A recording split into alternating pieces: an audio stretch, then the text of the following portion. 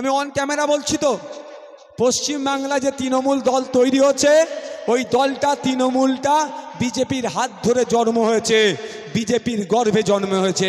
আমি যদি ভুল কথা বলি, পাড়ার চারানা তৃণমূলের যারা নেতা আছে তাদেরকে বলবেন এলাকার বিধায়কের মাধ্যমে, এলাকার তৃণমূলের বড় নেতাদের মাধ্যমে অভিষেক ব্যানার্জি, মমতা ব্যানার্জির কাছে খবর পাঠাতে। আমি যদি মিথ্যা কথা বলি, অসত্য কথা বলি, আমার বিরুদ্ধে মামলা করতে বলবেন। বুঝতে পারছেন না? আমি তো চ্যালেঞ্জ করে যাচ্ছি, যে দল বিজেপির গর্ভে জন্ম হয়েছে সে আবার বিজেপিকে আটকাবে? সে আর বিজেপিকে আটকাবে মনে হচ্ছে? সে বিজেপিকে আটকাবে না, বিজেপিকে সে জায়গা করে দিচ্ছে। 2019 সালে 18টা সিটের জায়গা করেছিল, 2021 সালে 77টা সিট দিয়েছিল। এখনো যদি মনে করেন বসিরহাটের মানুষ যে বিজেপিকে আটকানোর জন্য তৃণমূলকে ভোট দিতে হবে, দেখুন এখন পর্যন্ত বিজেপি আপনার পাড়াতে এসেছে, কালকে কিন্তু যদি বিশ্বাস একে করে ফেলেন, আপনার বেডরুমে বিজেপিকে কিন্তু ঢুকিয়ে দেবে তৃণমূল, তখন আর কিচ্ছু করার থাকবে না। তাই বন্ধুগণ, বিজেপির সাংগঠনিক পরিকাঠামো একদম শেষ হয়ে গেছে, বাংলায় না, মুখ থুবড়ে পড়বে বাংলাতে। সারা ভারতবর্ষে দেখছেন না, ডেটা পার হচ্ছে যে বিজেপির অবস্থা খারাপ। বিজেপিকে আটকানো মানে আপনাকে আটকাবো যে বলছে সেই নিয়ে আসার চেষ্টা করছে। বাংলায় তৃণমূল না গিফট করলে বিজেপি একটা সিটও পাবে না, বাংলায় একটা সিটও পাবে না যদি তৃণমূল না সহযোগিতা করে। তাই আপনাদের বলবো, তো আপনাদের লড়াই করার মতো লোককে পার্লামেন্টে পাঠাতে হবে। যখন সিএএ বিল পাস করিয়ে পার্লামেন্ট থেকে পাস করিয়েছিল, আর আনাচে কানাচে এই বসিরহাটে যখন এসে বলেছিল নাকি পেছনে লাথি মেরে দেশ থেকে তাড়িয়ে দেবে, পার্লামেন্টে দাঁড়িয়ে এই তৃণমূলের এমপির কাজ ছিল সেখানে দাঁড়িয়ে এই সিএএর বিরোধিতা করা। এই তৃণমূলের এমপি বিরোধিতা তো দূরের কথা, ওখানে বিজেপিকে সহযোগিতা করেছিল। তাই বলবো, আগামী দিনে এই ধরনের কোনো সমাজ মানুষের মধ্যে বিভেদ লাগানো, জনগণের বিপক্ষে, কৃষক বিল থেকে শুরু করে ড্রাইভারদের বিপক্ষে যে সমস্ত বিল পাস করিয়েছে, সিএর মতো যে সমস্ত বিল ছিল, এই আগামী দিনে এই ধরনের কোনো বিল যদি পাস করে পার্লামেন্টে দাঁড়িয়ে শাসকের চোখে চোখ রেখে যে বলিষ্ঠ কণ্ঠে প্রতিবাদ করতে চান, যদি সেটাই হবে আখতার রহমান বিশ্বাস খামচিহ্ন। তাই বলবো আপনাদেরকে, আপনাদের মূল্যবান ভোট দিন, পার্লামেন্টে যাক। আমরা ভুলে যাচ্ছি না, এই বসিরহাটের মাটি, পবিত্র মাটি, হাফেজ বিন নিসার আলী, আজকে তৃণমূল মিষ্টি মিষ্টি কথা বলছে। এদের লজ্জা আছে? এদের লজ্জা না এদের?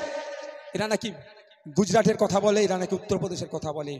আরে স্বাধীন ভারতের, পরাধীন ভারত থেকে স্বাধীন ভারত পাওয়ার ক্ষেত্রে যে সমস্ত বীর যোদ্ধারা আত্মবলিদান দিয়েছিল, আত্মত্যাগ করেছিল, তাদের মধ্যে অন্যতম একজনকে হাফেজ বিন নিসার আলী, যাকে আমরা তিতুমির নামে জানি।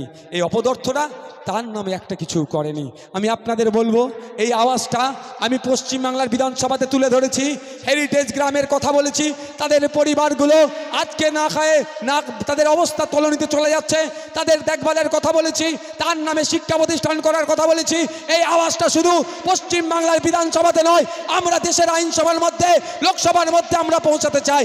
আপনারা যদি মূল্যবান ভোট দেন, এই তিতুমিরের আত্মত্যাগ, আত্মবলিদানের কথা পার্লামেন্টে যাবে এবং এই গ্রামগুলোকে যাতে হেরিটেজ ঘোষণা করে এবং একজন স্বাধীনতা সংগ্রামীর যে পূর্ণ মর্যাদা হয় তাকে দেওয়া হয়, তার কথা সেখানে গিয়ে বলবে, এই বসিরহাটের মাটি থেকে যাবে। আপনাদের উপর নির্ভর করছে আপনারা কি করবেন। শেষের দিকে এসেছি, কটা বাজে?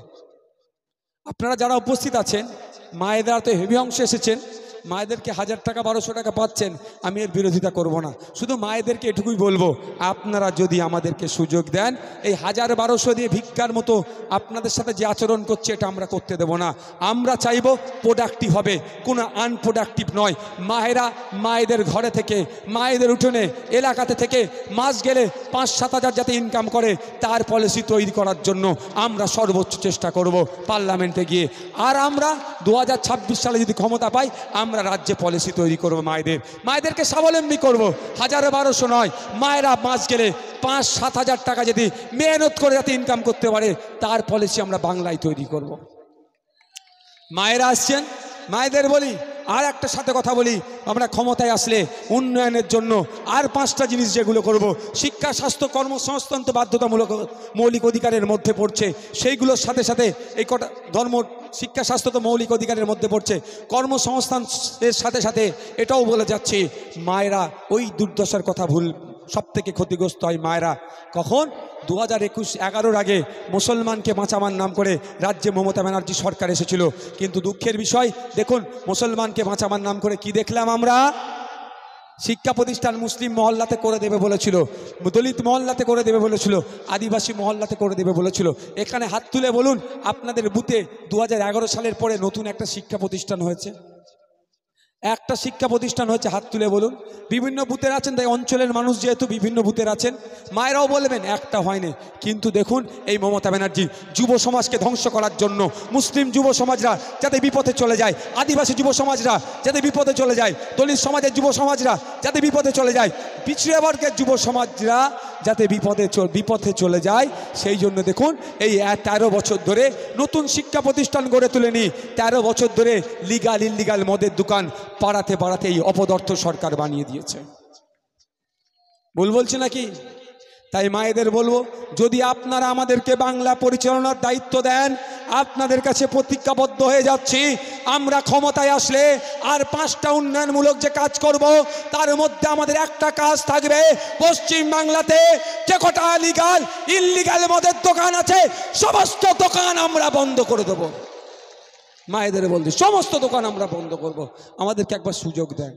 আপনার অনেক বাপেরা ভাববে আমার ছেলেটাকে আমি তো কন্ট্রোল করে রেখেছি, আরে আপনার বাড়ির মেয়ে বাচ্চাটা বড় হবে, আপনার হবু জামাই মাতাল হচ্ছে না তো? আপনার ছেলেকে আপনি ভাবছেন কন্ট্রোল করে রেখেছি, ও মাতাল ফাতাল হবে না। মমতা ব্যানার্জি মায়ের হাতে 12,000 টাকা দিচ্ছে, মায়ের স্বামী মায়ের ছেলেকে মাতাল বানাবার জন্যই মমতা ব্যানার্জি, এই হাজী নুরুল ইসলামদের সরকার মাতাল বানানোর জন্য 20 টাকার মদের পাউচ দুয়ারে দুয়ারে বিক্রি করার প্রকল্প আনতে চলেছে। অপদার্থ এরা এত বড়। তাই মায়েদের বলবো এদেরকে ভোট দিবেন আর আপনার ছেলেগুলোকে মাতাল বানাবেন। এ মায়েরা ভোট দেবেন, ওদেরকে ভোট দেবেন, দিবার কোনো প্রশ্নই আসছে না। আমাদেরকে যদি ভোট দেন, আমি বলছি আগামী দিনে বাংলাতে মদ বন্ধ করার জন্য আমরা ক্ষমতায় আসলে আমরা মদ পলিসি নয়, মদ বন্ধ করে দেবো আমরা। যুব সমাজগুলোকে ধ্বংস করে দিচ্ছে। বন্ধুগণ যারা এসেছেন মায়েদেরও বলবো, আজকে বাড়ি যাবেন আপনারা, বাড়িতে গিয়ে তার আগে জিজ্ঞাসা করছি এখানে যত লোক আছে 1000-500 তো মানুষ হবে কম বেশি। এই যে মানুষ আছে আপনাদের কজনের সন্তান বেসরকারি স্কুলে পড়ে? একটু হাত তুলুন তো। অর্থাৎ টাকা দিয়ে পড়াতে হয়, কেজি স্কুলে পড়ে, সকালে স্কুল যায়, কেজি স্কুল, সরকারি স্কুল বলছি না, যেখানে গেলে মিড ডে মিল দেয় ওই স্কুলের কথা আমি বলছি না। দারুণ কথা বলেছে। কজনের পড়ে এখানে?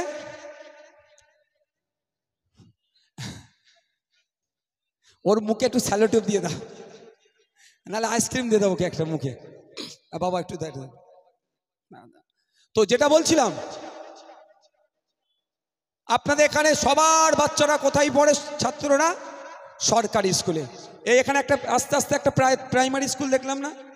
হ্যাঁ এইটা মনে হয় না, এটা তো এখন ছুটি দিয়ে রেখে দিয়েছে, যখন খুলবে প্রমাণ করে নেবেন, বা এখনো প্রমাণ আপনারা বলতে পারবেন। এখানে যতজন উপস্থিত আছি 2-1 জন ছাড়া সবার সন্তানগুলো সরকারি স্কুলে গিয়ে পড়াশোনা করে, primary, upper primary, high school. এর থেকে তো বেশি আমরা যেতে পারছি না, যেতে দিচ্ছে না, ধ্বংস করে দিচ্ছে, যাতে আপনার আমার ছেলেরা না উকিল ব্যারিস্টার হয়। এরা চায় না, এরা চায় আপনার আমার ছেলে লাঠিয়াল হোক, মারামারি করুক, খুনোখুনি করুক, বুথ দখল করুক। এরা কোনোদিন চায় না। হাজী নুরুল ইসলামরা চায় না, রেখা পাত্ররা চায় না। দলিতের ছেলে, আদিবাসীর ছেলে, মুসলমানের ছেলে, পিছড়ে বর্গের ছেলে, নমশূদ্রর ছেলেরা উচ্চ শিক্ষায় শিক্ষিত হয়ে যাক। এই রেখা পাত্র আর হাজী নুরুল ইসলামরা সব সময় চাই এই ভোটারদের ছেলেগুলো অশিক্ষিত হয়ে থাকুক। ভোটারদের ছেলেরা অশিক্ষিত হলেই তো বিভাজনের রাজনীতি করে ভোটটা নিয়ে যাবে, আর সিএর ভয় দেখিয়ে ভোটটা নিয়ে যাবে। আপনারা গিয়ে দেখবেন, বাড়িতে যান, 3, 4, 5, 6 এর বাচ্চাগুলোকে ডাকবেন, 3, 4 এর বাচ্চাকে ডেকে বলবেন, এই